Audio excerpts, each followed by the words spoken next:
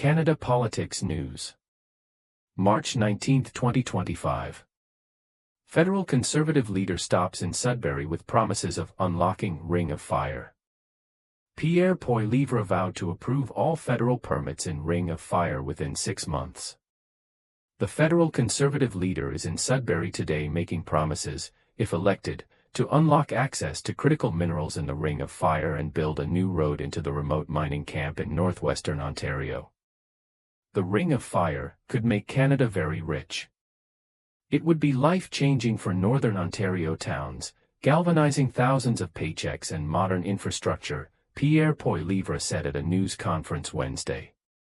In a news release, Poilievre said his party would greenlight all federal permits for the Ring of Fire within 6 months to speed the extraction of chromite, cobalt, nickel, copper, and platinum, describing this as essential for the Canadian economy in the face of U.S. trade tariffs.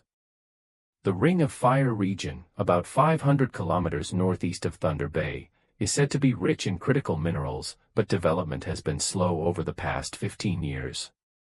In addition to speeding up federal permits, Poilievre said in Sudbury, he would spend $1 billion over 3 years to build a road linking the mineral deposits and nearby First Nations to the Ontario highway network, while allowing companies investing in the Ring of Fire to pay a share of their federal corporate taxes to local First Nations.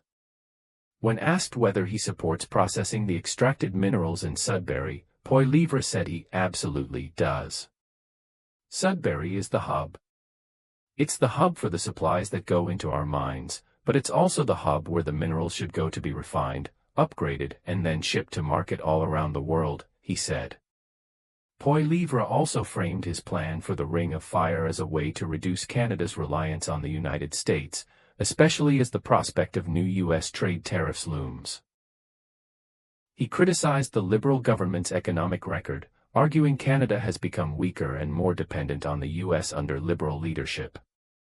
We've lost $500 billion in investment to the Americans, making us more dependent after 10 years of Liberals on President Trump, he said.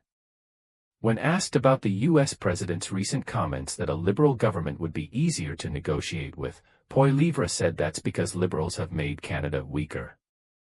It's clear that President Trump wants the Liberals in power because they will keep this country weak, he said.